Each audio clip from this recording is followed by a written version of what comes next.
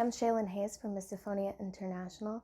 Today I'm going to talk about how to cope if your loved one has misophonia. Now, this can be a family member, friend, sibling.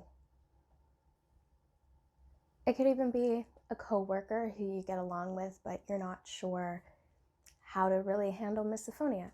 The first thing people are often confronted with when they learn about misophonia is whether or not it's a real disorder. It is not currently in the DSM-5. However, those manuals take pretty much 15 years to change, and misophonia was only first recognized in 2001 by Drs. Jastreboff and Jastreboff. There have been studies since then, and research is actually picking up. So basically what we can confirm at this time is misophonia is a condition. It does exist. It does affect people. Of course, the specifics still need to be ironed out, like all new disorders. And what this really means is that there is no treatment. The basic research that exists right now, and I do want to specify I'm not a doctor, I am just an advocate, but what research does tell us is that misophonia is neurophysiological. So when people with misophonia have a trigger, they can't just get over a sound, and they can't get used to something. Imagine lying in bed at night listening to the drip, drip, drip of a tap. For a normal person, they would eventually fall asleep. For misophonia, these sounds are causing a fight, flight, freeze reaction. And once they're in this heightened state of arousal, they don't naturally come down until they're out of this environment, which really means that exposure therapy is not going to work. If it did, our everyday lives are exposure therapy, basically.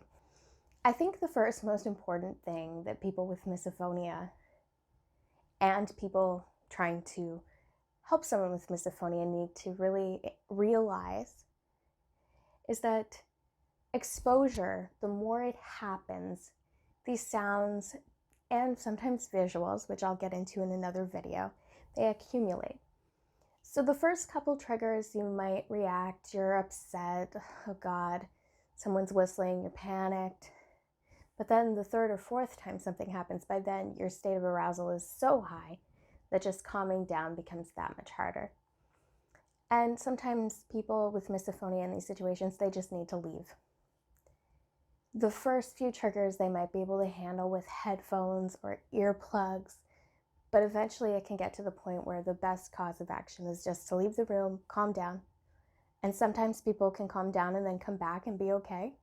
But this varies person to person. It varies on how someone handles stress.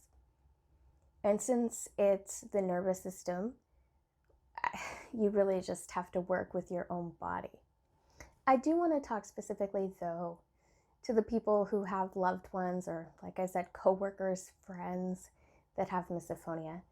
And I just want to first say, I know this is hard. I know it is so hard when someone is asking you constantly to stop making noises, to stop what you're doing. I actually have a neighbor who's upset because I apparently walk really loud, and I feel bad. I mean, I've tried to stop walking loud, but it's really hard when it's your home and you're just walking around. So sometimes it does feel like an attack at first. So the most important part of misophonia is that both parties, the person with misophonia and the person who is trying not to trigger them, they need to communicate. And there might be some horror stories where people joke about misophonia, they laugh, and they bully them or trigger them on purpose. I'm sure if you're watching this video, you probably aren't doing that. And maybe you do make the sound, but you're not doing it intentionally to hurt them. You don't realize how upsetting a trigger can be. So I am first going to say, when you're triggered, it feels painful. It is not an annoyance. Basically, how do I explain it? I'm already hyper aware of the world around me. Sitting here right now in my office, I could hear a car door across the street shut. If someone started whistling in the parking lot, I'd know. If the TV came on in the other room and had beeping noises, I would hear it immediately. And triggers vary person to person. Chewing is a very common one. Luckily for me, chewing is not a big trigger, but I am very triggered by whistling, tapping, Gum chewing, that's a big one, but that one impacts me more visually. Leg shaking visually, clicking, clacking noises, anything that's really abrasive. I am okay with soft sounds, so like certain high heels won't bother me so long as it's soft, or like gravel crunching, sounds like that. And I mean, dogs barking, that bothers a lot of people. But some of these things are things that would heighten the arousal in most people. The difference with misophonia is we don't come back down as quickly. And we can learn to cope and try to come down from the trigger. But the important thing to realize is we can't stop ourselves from being triggered. We have to mitigate the response afterwards. So I always recommend people with misophonia come prepared. They have earplugs, headphones, anything that can really stop a complete breakdown. And when I say a complete breakdown, I mean more of a meltdown and shutdown, which are sensory terms. You don't want to get to the point where you have to lie in bed for a day because you honestly just can't handle it anymore. And a meltdown, like imagine a toddler having a tantrum. I've actually gotten to that place as a grown adult from this.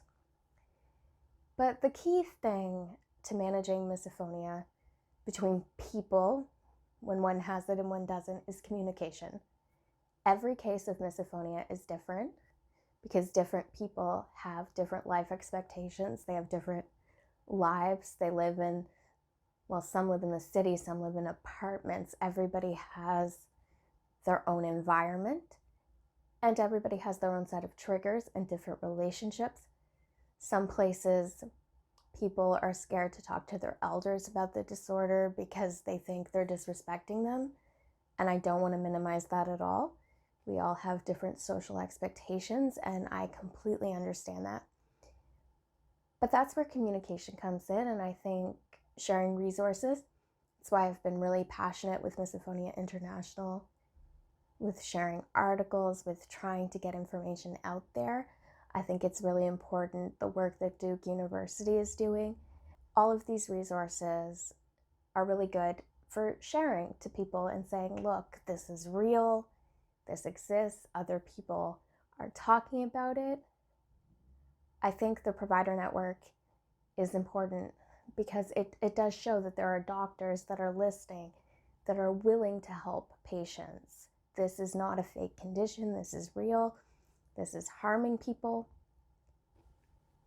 Ironically, during this video, I can hear cars out in the parking lot, so if I seem a little spaced out, it's because I'm literally being triggered by making this, which is everyday life. But misophonia does change social events, so communication is important. When you work together, you can decide, okay, well, I want to watch a movie with you, but I won't eat popcorn because that's your trigger. Or instead of going to a restaurant, you maybe go to a park and hang out, or go shopping if you can handle stores. Each person has things they're comfortable with and things they're not comfortable with. It can help if you allow the person with misophonia to pick the restaurant or pick the social event, because then they can maintain control, and that's really helpful. I do want to talk about communication again, and it's really important not to have the conversation when the person with misophonia is triggered. Because if you have that conversation while they're triggered, it's probably going to be a fight. Tensions are high on both sides. So I always talk about preventing. And of course, you cannot prevent the trigger, but you can prevent those meltdowns. So be prepared. Have headphones and earplugs ready. Ensure that the person with misophonia is able to escape. And don't make them feel bad if they leave an event early and try to work together. Some events they can't leave, so even sometimes just squeezing their hand can be really helpful. I remember one time sitting in a movie theater and there was whistling on screen and my boyfriend just held my hand. And honestly, that support, it was amazing because he couldn't help me, he couldn't change it, but I knew he was there. I knew that it was going to be okay. I was going to come out of this. And I mean, triggers aren't fatal. They feel like you're being suffocated, but you're not. And misophonia, like everything else, is just about communication. the person with misophonia can live a full life. They just need to adapt and find ways around it. And I mean, both parties just need to be easy on each other, compromise, realize that sometimes compromise isn't possible. And sometimes you just need a timeout from each other, and that's okay too. In a work environment and situation, this can be really hard, but oftentimes people look for accommodations like headphones, and if they can get that, that's amazing. It, of course, depends on the job environment, and everybody has a different life circumstance. For kids in school, I've heard stories of kids being able to leave the classroom if they had to. So just learn to adapt and communicate at every step of the way. This isn't a conversation you have once. This is a conversation that you can have numerous times. You might have to remind the person something's triggering them, but you have that initial conversation. You put the social structure in place that you're comfortable discussing it. And just realize that both parties are human. People mess up. That doesn't mean that you can't get through this. But coping with misophonia, both as the sufferer and the supporter, it's a day in, day out situation. There's no one quick fix. There's no Band-Aid. Socially, you need to work together in order to mitigate it, especially if you live with the person, and it can be hard. And basically, just learn to talk to each other, learn to be supportive, and sometimes you might need to walk away. Either party, if you can go for a drive or go in another room and just go to your own separate corners and calm down, that's okay. And if you can't eat family dinners together, so what? It's just dinner. You could have another family walk or something that doesn't have noise. Just find ways that work for you, adapt. You don't have to have somebody else's version of a coping plan. You don't have to have somebody else's version of a perfect life. If your partner snores and you want to sleep in another bedroom, so what? Give each other permission to work around it and support each other, whether it's a friendship, family member, or partner. Working together is the best way to mitigate this.